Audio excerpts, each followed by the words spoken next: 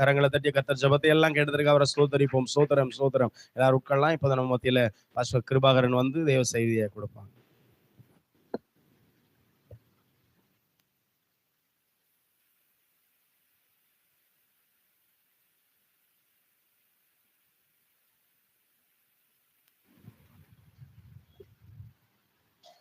ஹல்லேலூயா, ஹல்லேலூயா, ஹல்லேலூயா. இஸ்ரவேலின் தேவனாகிய கர்த்தரின் செட்டைகளின் கீழே அடைக்கலமாய் வந்த உங்களுக்கு அவராலே நிறைவான பலன் கிடைப்பதாக. இந்த காலை வேளையிலே கர்த்தர் தெய்வீக சந்திப்பு, ஒரு டிவைன் என்கவுண்டர். ஸ்தோத்திரம். கர்த்தர் நம்மை சந்திக்க உண்மை உள்ளவராக இருக்கிறார். நான் சொன்னதை நிறைவேற்ற வல்லமை உள்ளவராக இருக்கிறார். சங்கீதம் 105:4 மற்றும் 1 நாளாகமம் 16:11 கர்த்தரையும் அவர் வல்லமையும் நாடுங்கள், அவர் சமூகத்தை நித்தமும் தேடுங்கள். அவருடைய சமூகத்தை நித்தமும் தேடுங்கள். இந்த 4 வசனத்தின்படி தியானத்துக்கு எடுத்துக்கொள்ளப்பட்ட இந்த வேத வசனம் யாத்திராகமம் 13:19 தேவன் நிச்சயமாய் உங்களை சந்திப்பார். இந்த வார்த்தையின்படி நம்ம கர்த்தருடைய வார்த்தையை பற்றி பிடிக்க போகிறோம். கர்த்தர் நிச்சயமாய் உங்களை சந்திப்பார். ஒரு தேவ சந்திப்பு, ஒரு தெய்வீக சந்திப்பு. ஒரு மனிதன் ஒரு முக்கியமான நபரை சந்திக்கும் பொழுது அவனுடைய வாழ்க்கை மாறுகிறது. ஏன் நாம் அந்த முக்கியமான நபராக இருக்கக்கூடாது? நாம் ஒருவரை சந்திக்கிறது மூலியமா, சரிங்களா, அவருடைய வாழ்க்கை மாறணும். நம்ம நினைச்சுக்கிட்டு இருக்கிறோம் நாம போய் ஒருவரை சந்தித்து அதனால நம்முடைய வாழ்க்கை மாறும். அப்படி கிடையாது.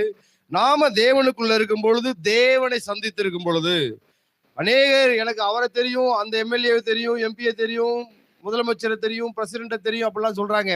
ஆனா அவங்க வாழ்க்கை முன்னேறாம இருக்கும். அப்படியே தான் இருப்பாங்க. அதே நிலைமையில தான் இருப்பாங்க. அதே பழைய வீடு, அதே பழைய வருமானம், அதே ஆவிக்குரிய வாழ்க்கை, எதுவுமே மாறி இருக்காது. அப்ப பெரிய மனிதர்களை சந்திப்பதனாலே அநேகருக்கு வாழ்க்கை மாறுவதில்லை. ஆனா தெய்வனை சந்திப்பதனாலே, ஒரு தெய்வீக சந்திப்பு அவனுக்குள்ள நிகழ்வதனாலே அவனுடைய வாழ்க்கை நிச்சயமாய் மாறும். ஒரு என்கவுண்டர், ஒரு திடீரென்ற ஒரு சந்திப்பு, ஒரு தேவ சந்திப்பு ஒரு மனிதனுடைய வாழ்க்கையில வந்துருச்சுன்னா அவனுடைய வாழ்க்கை அளவில்லாததாக மாறிவிடுகிறது. அல்லேலூயா. ஒரு அபிஷேகம் பெற்ற ஒரு மனிதன் ஒரு தேவ தூதனை சந்திக்கும் பொழுது, ஒரு தெய்வீக மனுஷனை சந்திக்கும் பொழுது, தேவ தூதனானவரை சந்திக்கும் பொழுது, தேவனுடைய பிரசன்னத்தை சந்திக்கும் பொழுது அவனுடைய வாழ்க்கை மாறுகிறத பார்க்கலாம், மாறி இருக்கிறத பார்க்கலாம். அவனிடமிருந்து கனிகளும் வல்லமைகளும் வரங்களும் வெளிப்படுகிறத பார்க்கலாம். நாம் தேவனுடைய சந்திப்பை பெற்ற மனிதர்களாய் அல்லது தேவனை சந்திக்க போற மனிதர்களாய் நம்ம எப்பொழுதுமே இருக்கணும். ஆபிரகாம் காரானூர்ல இருந்தார். பரம்பரையாக ஒரே தொழிலை செய்து வந்தார். அந்த காரானூர்ல இருக்கும் பொழுது தேவன் அற்புதமாய் ஆபிரகாமை சந்திக்கிறத பார்க்கலாம். உன் தேசத்தையும் உன் இனத்தையும் உன் தகப்பன் வீட்டையும் விட்டு வா அப்படி சொல்லும் பொழுது பாருங்க, அவன் தன் தேசத்தை விட்டு வந்ததுனால, ஒரு தெய்வீக சந்திப்புக்கு அவன் இடம் கொடுத்து தேவனுடைய வார்த்தைக்கு கீழ்ப்படிந்ததுனால, தேசத்தை விட்டு அவன் வந்ததினால் அவன் பாருங்க தேசத்தின் தேசங்களின் தகப்பனானான். அல்லேலூயா. அவனுக்கு ஒரு தேசத்தையே தேவன் கொடுக்கிறார். அவனுடைய தேசத்தை விட்டு வந்ததுனாலே அவனுக்கு ஒரு தேசத்தையே தேவன் அவனுடைய சந்ததிக்கு கொடுக்கிறத பார்க்கலாம். அவனுடைய தகப்பன் வீட்டை விட்டு வந்ததுனாலே அவன் ஜாதிகளுக்கு தகப்பனாகிறத பார்க்கலாம். அதனால தேவன் சந்திக்கும் பொழுது, நம்மோடு இடைபடும் பொழுது நாம் விட்டு கொடுக்கிறவர்களா இருக்கணும்.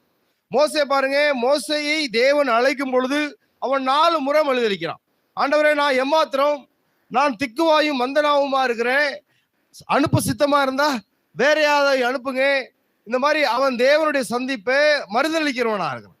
அதே போல எரேமியாவே தேவன் கூப்பிடும் பொழுது, ஆண்டவரே நான் சிறுபிள்ளையா இருக்கிறேன், நான் பேச அறியேன் அப்படின்னு சொல்றத பார்க்கலாம். அதே போல யோனாவை கூப்பிடும் பொழுது அவன் தேவ சமூகத்திலிருந்து விலகி ஓடுகிறவனா இருக்கிறான். அப்படி இருக்கக்கூடாது. தேவன் கூப்பிட்டா உடனே கீழ்ப்படியணும். இதோ அடியேன் இருக்கிறேன். பவுல் சொன்னார் இல்லையா, இதோ அடியேன் என்ன செய்ய சித்தமா இருக்கிறேன். தேவனுடைய சந்திப்பு ஒரு மனிதனுக்கு கிடைச்ச உடனே அப்படியே முற்றும் முடிய நம்ம தாழ்த்தும் பொழுது தேவன் நம்மை எடுத்து பயன்படுத்த உண்மை உள்ளவரா இருக்கிறார். மோசையை சந்திக்கும் போது மோசே அப்படியே தேவனுக்கு அர்ப்பணிச்சு அப்படியே கீழே வந்திருந்தான்னா அவன் தான் இன்னைக்கு பிரதான ஆசாரியன். இங்க ஆரோனே வந்திருக்க மாட்டார். அப்புறமாட்டி தான் சொல்றாரு, உன் அண்ணே உன்னுடைய சகோதரன் ஆரோன் இருக்கான் இல்லையா, அவனுக்கு அந்த அழைப்பு போகட்டும்ங்கிறாரு. தேவன் அழைக்கும் பொழுது அந்த அழைப்பை பெற்றுக்கொண்டு உறுதியாய் பற்றி கொள்ள வேண்டும். தேவனுக்குள்ளே ஊன்ற கட்டுகிறவர்களாய் நாம் இருக்கணும். தேவனுக்குள்ள நாம் ஊன்றி விட்டால் நாம் கன்னிகளை கொடுக்கிறவர்களாக இருப்போம். அல்லேலூயா. அழைப்பை நம்ம பத்திரமா பார்த்துக்கொள்ளணும். சரிங்களா? ஆபிரகாம் அழைத்தோன்னு வந்துட்டார். ஆபிரகாம் அழைத்தோன்னு வந்ததுனாலே அவர் ஜாதிகளின் தகப்பனாகிறத பார்க்கலாம். அவர் யூதருக்கு மாத்திரமல்ல, இஸ்லாமியருக்கு மாத்திரமல்ல, புறஜாதிகளுக்கு அவர் தான் தகப்பன். நமக்கெல்லாம் அவர் தான் தகப்பன். அப்ப அழைப்புக்கு கீழ்ப்படிந்து நாம் வரணும். தெய்வீக சந்திப்பு எப்ப யாருக்கு வேண்டாலும் நிகழலாம். அப்போஸ்தலர்ல பாக்குறோம் இல்லையா? எபிரேயர் 13:2 அந்நியரை உபசரிக்க மறவாதிருங்கள், அதனாலே சிலர் அறியாமல் தேவ தூதரையும் தரிசித்தது உண்டு. அல்லேலூயா. நம்ம அந்த விஐபியை பார்க்கணும், இந்த விஐபியை பார்க்கணும் நினைக்கிறோம். அப்படி இல்லை. நாம் நினைக்கணும், நல்ல ஒரு தேவ மனுஷனை பார்க்கணும், ஒரு தேவ தூதனை சந்திக்கணும், கர்த்தருடைய ஆவியானவரை சந்திக்கணும், ஆவியானவரால் ஆட்கொள்ளப்படணும், கர்த்தருடைய தூதனான இயேசுவை நம்ம பார்க்கணும், தேவனுடைய தரிசனத்தை பெற்றுக்கொள்ளணும். இப்படி வாஞ்சை, தாகம், ஏக்கம், பசி தேவன் மேல உள்ளவங்களை தேவன் நிச்சயமா சந்திப்பார். இந்த யாக்கோபு தேவன் மேல பசி தாகம் உள்ள மனுஷன். அந்த பசி தாகத்தை தேவன் அறிந்திருந்தார். அதனாலே அவனோடு தேவன் பெத்தேலிலே இடைபடுறத பார்க்கலாம். ஆபிரகாமுடைய வாக்குத்தத்தத்தின் பிள்ளையான ஈசாக்கோடு தேவன் கேராரூர்ல இடைபெற்று, நீ வேற எங்கேயும் போகாதே, நீ இங்கே இரு அப்படின்னு சொல்றத பார்க்கலாம். அங்கே யாக்கோபுக்கு அடுத்து பெத்தேலில சந்திக்கிறத பார்க்கலாம். அடுத்து மோசேயே சீனாய் வனாந்தரத்துல மலையடி வாரத்துல முட்செடியிலே சந்திக்கிறத பார்க்கலாம். ஒவ்வொருவருக்கும் ஒவ்வொரு தெய்வீக சந்திப்பு நிகழும். அந்த தெய்வீக சந்திப்பு நிகழும் பொழுது தேவன் என்னோடு என்ன சொல்றார், அந்த வார்த்தையை நான் எப்படி கீழ்ப்படிந்து அப்படியே செயல்படுத்தணும் அப்படின்னு நம்ம நினைக்கும் பொழுது, செயல்படுத்தும் பொழுது தேவன் கிரியைகளை ஆரம்பிப்பார். தேவன் சொல்லும் போது தேவனுக்கு நம்ம ஐடியா கொடுக்க கூடாது. இல்ல ஆண்டவரே, ஆபிரகாம் அழைத்தோன்னு வந்துட்டாரு, இந்த தேசத்துக்கு போகணும்னு சொன்னா வந்துட்டாரு. அங்க பார்க்கலாம் லோத்து, இல்ல நான் இங்க போறேன் அங்க போ அப்படின்னு சொன்னா, இல்ல இங்க போன்னு சொல்லிட்டு தேவதூதனுக்கே ஐடியா கொடுக்கிறவனா இருக்கிறான். அப்படி கிடையாது. தேவன் என்ன சொல்றாரோ அதை பின்பற்றி, தேவனுக்கு ஐடியா கொடுக்கிறவர்களாக இல்ல, தேவனுடைய வழியை பின்பற்றி நடக்கிறவர்களாக நாம் இருக்கணும். அங்கே பீலேயாம தேவன் சந்திக்கிறாரு, தேவனுடைய கர்த்தருடைய அந்த தூதனானவர் சந்திக்கிறாரு. பெத்தேர்ல இருந்து பெறப்படும் பொழுது போகாதே அப்படின்னு சொல்லிட்டு கழுதைய நிப்பாட்டுறத பார்க்கலாம். பாருங்க, இந்த பீலேயாம் மோசேயாவது 40 நாள் உபவாசம் பண்ணி தேவனை தரிசிப்பான். அந்த பீலேயாம் அதுக்கு மேல தேவனுடைய வரங்களை வல்லமைகளை பெற்ற ஒரு நல்ல மனிதனா இருந்தான். பீலேயாம் நினைச்சிருந்தா அவன் பெரிய அளவுக்கு போயிருக்கலாம். ஆனா அவன் பெருமைக்கும் கனத்துக்கும் செல்வத்துக்கும் ஆசைப்பட்டதுனாலே அவன் கழுதையோடு போகும் பொழுது தேவனை பார்த்த மனிதனுக்கு பாருங்க, கழுத பேசுது, கழுத பார்த்ததை இவன் பார்க்க முடியல. பாருங்க, கோபத்திலே, பெருமையிலே, அறிவிலே அவனுடைய ஞானம், அறிவு, புத்தி செயல்படாம போறத பார்க்கலாம். அதனால நாம நம்ம சுய இச்சைக்கு, ஒரு பெருமைக்கு இடம் கொடுக்க கூடாது. கழுத பார்க்குது, கழுத பார்த்ததை இவன் பார்க்க முடியல, இவன் தேவனே பார்த்தவன். அப்ப ஏன் இந்த மாதிரி நிலைமைனா, சுயத்துக்கு இடம் கொடுக்கும் பொழுது தேவன் அப்படியே சொன்னா அப்படியே நம்பணும். சரிங்களா? தேவன் கிரகிக்க முடியாத சில விஷயங்களை சொல்வாரு, அதை அப்படி நம்பணும். இது எப்படி ஆகும்? மரியாள் சொல்றான் இல்லையா, ஆண்டவரே தேவதூதனே இறங்கி வந்து சொல்றான், இவ்வளவு காலம் எதிர்பார்த்திருந்த மேசியா உன் கர்ப்பத்துல பிறப்பாருன்னா இது எப்படி ஆகும் அப்படின்னு கேட்கிறான். உடனே தேவதூதன் பாருங்க, இதற்கு முன்பாக சகரியாட்ட பேசியிருப்பாரு, உன் மனைவி கர்ப்பம் உருவா அப்படின்னு. அவன் சகரி என்ன சொல்லுவார், இது எப்படி ஆகும் சொன்னோன்னு, என் வார்த்தையை கேட்கல, நீ ஊமையா இருப்ப அப்படின்னு சபிச்சிட்டார். இதே வார்த்தையை தான் மரியாள் சொல்றா, இது எப்படி ஆகும்னு சொல்லும் போது மரியாளுக்கு ஏன் நீ ஊமையா இருப்பேன்னு சொல்ல மாட்டார்னா, அவ கிருபை பெற்றவள். அவ அதே போல நாமளும் கிருபை பெற்றவங்க. நம்ம அநேக நேரத்துல தேவனுடைய வார்த்தையை, தரிசனத்தை, தீர்க்க தரிசனத்தை சொல்ல முடியாதபடி தேவன் நம்ம ஆசீர்வதிப்பார். இது நம்ம எப்படி ஆகும் அப்படின்னு யோசிக்கும் பொழுது அது நடக்காமலே போயிடும். வார்த்தை அப்படியே நம்பணும். வார்த்தை உள்ளதுன்னு சொல்றாரு தேவன், அதை அப்படியே நம்ம நம்பணும். நம்பும் பொழுது அந்த ஆசீர்வாதங்கள் நம் மீது வந்து தங்கும். தெய்வீக சந்திப்புல ஒரு விசித்திரமான, யாருமே செய்ய முடியாத காரியத்தை நம்ம செய்யறதா வந்து விழுகும். அதை அப்படியே நான் தான் செய்ய போறேன், என்னாலதான் இந்த காரியம் நிறைவேற போகுது அப்படின்னு நம்பணும். தெய்வீக சந்திப்பு யாருக்கு எப்போ வேணாலும் நிகழலாம். அதற்காக நாம காத்து கொண்டிருக்கிறோம். அநேகர் ஜெபத்துல காத்திருக்காங்க, அநேகர் உபவாசத்துல காத்திருக்காங்க, அநேகர் தாங்களை சுத்திகரித்து தேவனுடைய சமூகத்துல அமர்ந்திருந்து காத்து கொண்டிருக்காங்க. அவங்களுக்கு தேவனுடைய சந்திப்பு நிச்சயமாய் நிகழ்ந்தே தீரும். அல்லேலூயா. ஒரு சில பேருக்கு திடீர்னு நிகழும். ஒருத்தர் 38 வருஷமா நிக்கிறான், அங்கே ஆட்டுக்குட்டியானவருடைய வாசல்ல ஆட்டுக்குட்டியானவர் வர்றாரு உள்ள. திடீர்னு அவனுக்கு ஒரு தெய்வீக சந்திப்பு நிகழுது. அதனால அவன் சுகம் பெறுகிறான். அந்த 18 வருட கூனி விடாம சபைக்கு வந்திருந்தா பாருங்க. ஒரு வருஷம் கூட நான் கூனியா இருக்கனே, 18 வருஷமா வர்றேனே, எத்தனை 100 பிரசங்கங்கள் 1000 பிரசங்களை கேட்டிருக்கேன், என்னுடைய கூன் இன்னும் சுகமாகலையே அப்படின்னு சொல்லிட்டு அவன் சபைக்கு வர்றதை நிறுத்தல. அவன் வந்துகிட்டே இருந்தான். ஆனா திடீர்னு கர்த்தராகிய இயேசு கிறிஸ்து ஓய்வு நாள்ல எழுந்தருளி, இவளும் ஆபிரகாமின் குமாரத்தியா இருக்கிறாளே அப்படின்னு சொல்லிட்டு டக்குன்னு சுகமாகறத பார்க்கலாம். சரிங்களா? அப்ப நான் சுகம் பெறலையே, நான் குணமடையலையேன்னு சொல்லிட்டு சபைக்கு வர்றதை நிப்பாட்டிடக்கூடாது. கர்த்தர் எப்பொழுது வேண்டுமானாலும் தெய்வீக சந்திப்பை நமக்கு தர உண்மை உள்ளவராக இருக்கிறார். அல்லேலூயா. கர்த்தர் எப்போ வேணாலும் சந்திப்பார். பெரியவங்க சிறியவங்கன்னு பார்க்க மாட்டார். பாருங்களா, அந்த காலத்துல தேவனுடைய வார்த்தை அரிதா இருந்தது. அப்ப கூட சீலோவுல கர்த்தர் சாமுவேலை சந்திக்கிறத பார்க்கலாம். ஏலியை சந்திக்காத தேவன் சாமுவேலை சந்திக்கிறத பார்க்கலாம். நீங்க நினைக்கலாம், அவருக்கே இன்னும் அபிஷேகம் கிடைக்கல, அவரே இன்னும் ஆசீர்வாதமாக இருக்கிற, அவருக்கு குறிக்கப்படல திட்டம், உங்களுக்கு குறிக்கப்பட்டிருக்கிறது. அல்லேலூயா. சிறியவர்களாக நமக்கு தேவனுடைய திட்டம் குறிக்கப்பட்டிருக்கிறது. அல்லேலூயா. பிழையாமுக்கு செவி கொடுக்காத தேவன் நமக்கு செவி கொடுக்க உண்மை உள்ளவராக இருக்கிறார். அல்லேலூயா. நம்மில் இருந்த சாபத்தை கூட ஆசீர்வாதமாக மாற்ற தேவன் உண்மை உள்ளவராக இருக்கிறார். தெய்வீக சந்திப்புக்கு நம்ம விட்டு கொடுக்கணும். தெய்வீக சந்திப்பு நமக்கு நிகழுதுன்னா ஆண்டவர் ஏதோ ஒரு பெரிய காரியத்தை சொல்லுவாரு, இது நம்மளால முடியாது அப்படின்னு நினைக்க கூடாது. தேவன் என்னை கொண்டு எதை வேணாலும் நிறைவேற்ற திட்டமுள்ளவராக இருக்கிறார். சரிங்களா? வார்த்தை வந்துகிட்டே இருக்கும்போது சில பேர் நம்ப மாட்டாங்க. சங்கீத புஸ்தகம் 58:5 பாம்பாட்டிகள் வினோதமாய் ஊதினாலும் அவர்கள் ஊதும் சத்தத்திற்கு செவி கொடுக்கும்படி தங்கள் காதை அடைக்கிற செவிட்டு விரியனை போல இருப்பாங்க. அவங்களுக்கு நேரா தான் வரும், நீ தான் இந்த காரியத்தை செய்ய போற, நீ தான் அநேகருக்கு வெளிச்சமா இருக்க போற, உன்னிலிருந்து தான் ஜாதிகள் பிறக்க போறாங்க, உன்னிலிருந்து தான் வரங்கள் வல்லமை செயல்பட போடும் சொல்லும் பொழுது எனக்கு என்னன்னு உட்காந்துருப்பாங்க. அப்படி உட்கார்ந்தா அந்த வார்த்தை அவங்கள்ட்ட வந்து ஒட்டாது. எனக்கு ஒரு யாக்கோபை போல பசி தாகம் வாஞ்ச வரங்கள் மேல் இருக்கும் பொழுது அந்த வரங்கள் பெற்றுக்கொள்வோம். எலிசாவை போல உம்முடைய ஜீவனை கொண்டு சொல்கிறேன், உம்மை விடுகிறதில்லை அப்படிங்கிற ஒரு வரம் அந்த பெறுகிற அந்த ஆவி இருந்தா தான் தேவன் நம்மளிருந்து கிரியை செய்ய உண்மை உள்ளவராக இருக்கிறார். இஸ்ரவேலே, நான் உன்னில் மகிமைப்படுவேன் அப்படின்னு சொல்றத பாருங்க. தெய்வீக சந்திப்புக்கு எப்போதுமே தயாரா இருங்க. ஒரு நல்ல ஒரு தேவ மனிதன் உங்களை சந்திக்கலாம், தேவ தூதனே இறங்கி வந்து சந்திக்கலாம், தேவனுடைய ஆவியானவர் உங்கள் மேல ஆவியாய் பொழியலாம், கர்த்தருடைய ஆவியானவரும் கர்த்தருடைய வார்த்தையானவரும் உங்களை சந்திக்கலாம், தேவன் தரிசனத்திலே உங்களை சந்திக்கலாம். எப்ப வேணாலும் எது வேணாலும் நிகழலாம். நீங்கள் ஆயத்தமா இருக்கும் பொழுது, நீங்கள் பரிசுத்தமா இருக்கும் பொழுது, நீங்கள் உபவாசத்திலும் ஜெபத்திலும் தரித்திருக்கும் பொழுது தேவன் நிச்சயமாய் உங்களை சந்திப்பார். அல்லேலூயா. அதனால தேவன் சந்திக்கும் பொழுது நல்ல ஒரு மாற்றங்கள் நிகழும். தேவன் சந்தித்து விட மாதிரி போயிட மாட்டார்.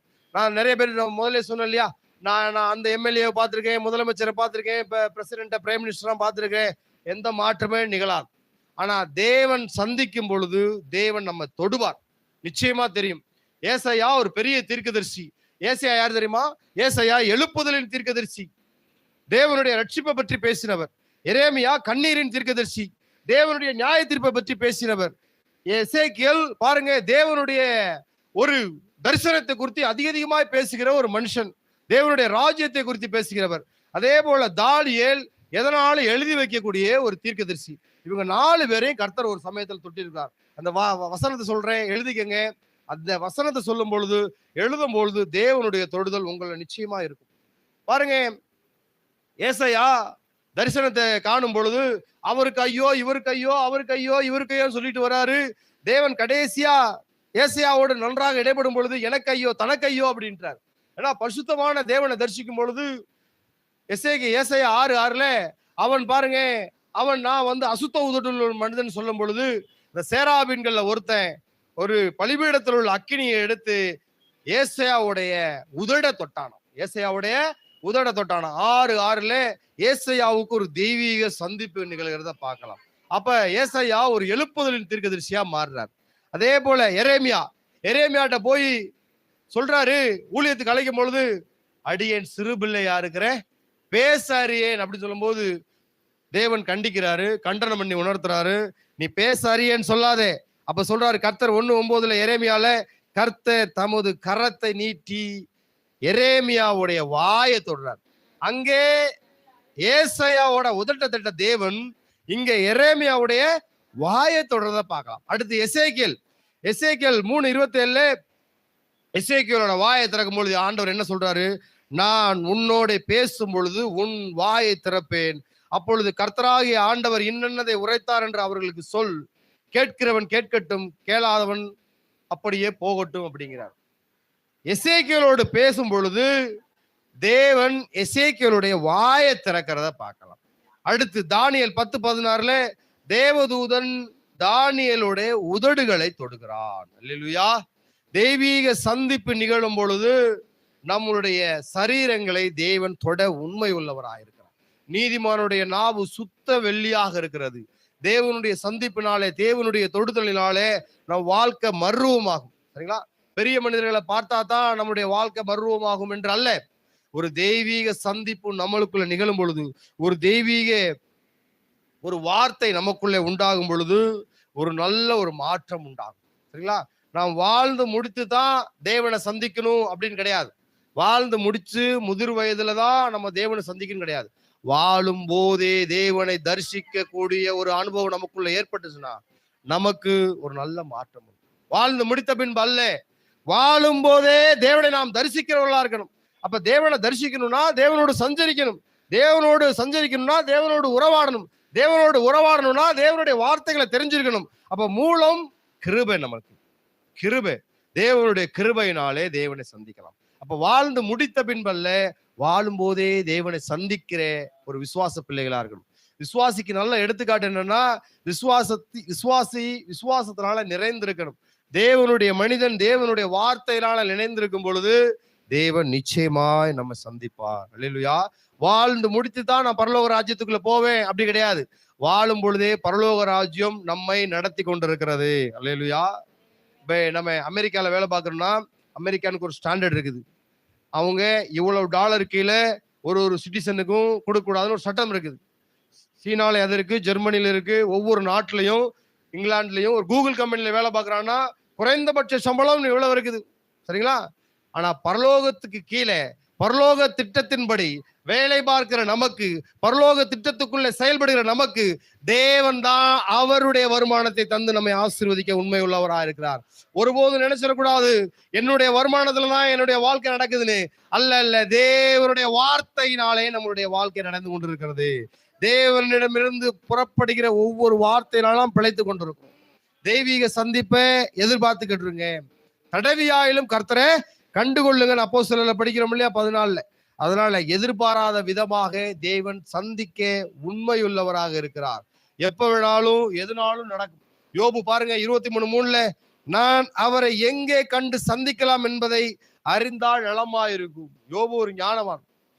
அவனே புலம்புறான் பாருங்க, நான் தேவனை எங்கே கண்டு சந்தித்தால் நலமாயிருக்கும் அப்படிங்கிறார். ஆனா வார்த்தை சொல்லுது, கர்த்தரை கண்டடையத்தக்க சமயத்திலே தேடுங்கள். அதிகாலை வேளையிலே தேடுகிறவன் என்னை கண்டடைவான். அதிகாலை வேலையை பயன்படுத்திக் கொள்ளணும். கர்த்தருடைய சமூகத்தை தேடி ஓடுகிறவர்களா இருக்கணும். கர்த்தர் காலை தோறும் அவருடைய கிருபையை நமக்கு அளவில்லாமல் கொடுத்து கொண்டிருக்கிறார். அல்லேலூயா. இன்னைக்கு கொடுக்கிற கிருபையை விட நாளைக்கு இன்னும் பெரிதா கொடுப்பார். ஒவ்வொரு நாளும் கிருபையை பெரிதாக கொடுத்துக்கிட்டு இருப்பார். கிருபையின் மேல கிருபையை கொடுப்பார். ஆச்சரியமான கிருபைகளாலே வழி நடத்துவார். நம்ம எதிர்பார்க்கலாம், எப்போனாலும் தேவன் நம்மளை சந்திக்கலாம். ஏன் அந்த நாள் இந்த நாளா இருக்கக்கூடாது? ஸ்தோத்திரம். தேவனுடைய சந்திப்பு நம்முடைய வாழ்க்கையை மாற்றி போடும். நம்முடைய பொருளாதாரத்தை மாற்றி போடும். நம்முடைய ஆவிக்குரிய வாழ்க்கையை மாற்றி போடும். நம்முடைய சிறையிருப்பை மாற்றி போடும். நம்முடைய வியாதியை மாற்றி போடும். நம்முடைய கஷ்டத்தை மாற்றி போடும். நாம் பயந்திருக்கிற பயத்திலிருந்து நம்மை மாற்றி போடும். எல்லாத்துக்கும் மூல காரணமா இருக்கிறது தேவனுடைய சந்திப்பு. அல்லேலூயா. நீங்க அவரை பார்க்கணும், இவரை பார்த்தா நடைபெற்று நினைச்சிடாதீங்க. சரிங்களா? மனுஷரை நம்புகிறதை பார்க்கலும் கர்த்தர் பேரில் பற்றுதலா இருப்பது நலம். மனுஷரை நம்புவதை பார்க்கலும், பிரபுக்களை நம்புவதை பார்க்கலும், அதிகாரிகளை நம்புவதை பார்க்கலும், ஆட்சியாளர்களை நம்புவதை பார்க்கலும் கர்த்தர் பேரில் பற்றுதலா இருப்பது நலம். அல்லேலூயா. பாருங்க, தெய்வீக சந்திப்பு நமக்கு ஏற்படும். 2 நிமிஷம் தான் இருக்கு. ஆபிரகாம் தேவனை 10 முறை தரிசித்தானாம். எத்தனை முறை? 10 முறை தேவனை தரிசித்தானாம். யாக்கோபு 8 முறை தேவனை தரிசித்தானாம். மோசே கவுண்ட்லெஸ். எசேக்கியேல் தீர்க்கதரிசி. எசேக்கியேல் வாயை திறந்தா தீர்க்க தரிசனம், கண்ணை திறந்தா தரிசனம். அவ்வளவு பெரிய தேவ மனுஷன் இவங்கெல்லாம். அப்ப இவங்கெல்லாம் நமக்கு முன்னுதாரணமா வாழ்ந்து மறைந்து விட்டு சென்றிருக்காங்க சரிங்களா. அப்ப தரிசனம் பெற்ற மனிதர்களோடு நாம் ஐக்கியம் கொள்ளும் பொழுது, சபையோடு ஐக்கியம் கொள்ளும் பொழுது, தேவ மனிதர்களோடு ஐக்கியம் கொள்ளும் பொழுது தேவன் சந்திக்க உண்மை உள்ளவராக இருக்கிறார். தெய்வீக மனிதர்களோடு நமக்கு முதலாவது தொடர்பு வேணும் சரிங்களா. எப்படி ஒரு இரும்பு காந்தத்தோடு சேர்ந்து ஒட்டி அந்த காந்தத்தோட வல்லமை பெற்றுக்கொள்கிறதோ, ஒரு நார் பூவோடு சேர்ந்து மனத்தை பெற்றுக்கொள்கிறதோ, சூரியகாந்தி சூரியனை பார்த்து முகம் மலர்ந்திருக்கிறதோ, அதே போல நாம் தேவனை நோக்கி அமர்ந்திருக்கும் பொழுது தேவன் நம்மை சந்திக்க உண்மை உள்ளவராக இருக்கிறார். நீங்க நினைத்துக் கொள்ளுங்க, எப்பொழுதாவது ஒரு நாள் அல்ல, இந்த நாளிலே தேவன் கர்த்தர் நம்மை சந்திக்க உண்மை உள்ளவராக இருக்கிறார். அல்லேலூயா, சோதரம். அந்த எசேக்கியேலை போல நாம் இருக்க வாஞ்சிக்கணும் சரிங்களா. தேவன் நிச்சயமாய் சந்திப்பார். யோசேப்பு சொல்றாரு தன்னுடைய சந்ததிக்கு, தேவன் நிச்சயமாய் உங்களை சந்திப்பார், சந்தித்து உங்களுக்கு ஒரு நல்ல தேசத்தை கொடுப்பார். அதே போல இந்த காலை வேளையிலே கர்த்தர் உங்களோடு இடைபடுகிறார். தேசம் உங்கள் வசமாக வேண்டும் என்றால், காரியம் உங்கள் வசமாக வேண்டும் என்றால் தேவன் உங்களை சந்திக்கணும். தேவனுடைய தூதனானவனோ, தேவனுடைய ஆவியானவரோ, தேவனுடைய வார்த்தையானவரோ அல்லது தேவ தரிசனமோ உங்களை சந்திக்கும் பொழுது நீங்கள் சிறையிலிருந்து விடுபட்டவர்களாய் எழும்பி பிரகாசிப்பீர்கள். அல்லேலூயா. இந்த காலையிலே கர்த்தர் உங்களோடு இடைபெற்றிருக்கிறார். ஒரு தெய்வீக சந்திப்பை உங்களுக்கு தருவேன் என்று சொல்லி, அல்லேலூயா. தெய்வீக சந்திப்பு வரும் பொழுது எல்லாமே மாறும், எல்லாமே மாறும். எழுந்து நிற்கலாம். சோதரம் சோதரம் சோதரம். அன்பு தேவனே, சோதரம், நீர் கொடுத்த அந்த நாளுக்காக நன்றி ஆண்டவரே. அதிகாலை தோறும் உம்முடைய கிருபைகள் புதிதா இருப்பதற்காக நன்றி. ஒவ்வொருவரையும் ஆசீர்வதித்து வழிநடத்துங்க, எல்லா தேவைகளை சந்திங்க. ஒரு தெய்வீக சந்திப்பை எங்களுக்கு கொண்டு வாங்க ஆண்டவரே. வெளி தேசத்துல இருக்கிற ஆண்டவரே பாஸ்டரமாவையும் நாங்கள் வாழ்த்துகிறோம் ஆண்டவரே. அவர் அநேருக்கு ஆசீர்வாதமான பாத்திரமா இருக்கும்படி கிருபைகளை பாராட்டுங்க. போக்கிலும் மரத்திலும் பாதுகாத்துக் கொள்கிறவரே ஆண்டவரே, மகிமையா எடுத்து அவர்களை ஆசீர்வதிங்க. மற்றவர்களுக்கு ஒரு பிரயோஜனமா இருக்கட்டும் ஆண்டவரே. எல்லாவற்றையும் நாங்கள் தாழ்த்துகிறோம், பெருமையாக்குறோம், ஒப்பு கொடுக்கிறோம். நீரே எங்களை வழி நடத்தி செல்லுங்க. ஒரு தெய்வீக சந்திப்பை தாங்க. இயேசுவின் நாமத்தில் ஜெபங்கேளுங்க நல்ல பிதாவே, ஆமென். என் ஆத்மாவே கர்த்தரை ஸ்தோத்திரி, என் முழுமே பரிசுத்த நாமத்தை ஸ்தோத்திரி. என் ஆத்மாவே கர்த்தரை ஸ்தோத்திரி, கர்த்தர் செய்த சகல உபகாரங்களையும் மறவாதே, ஆமென். நம் கர்த்தராகிய இயேசு கிறிஸ்துவின் கிருபையும் பிதாவாகிய தேவனுடைய அன்பும் பரிசுத்த ஆவியானவருடைய அந்யோன்ய ஐக்கியமும் சந்தோஷமும் சமாதானம் வழி நடத்துதலும் இன்றும் நம்மோடு இருப்பதாக, ஆமென். கர்த்தர் உங்களை ஆசீர்வதிக்கிறார், ஆமென். சமாதானத்தோடு போயிட்டு வாங்க.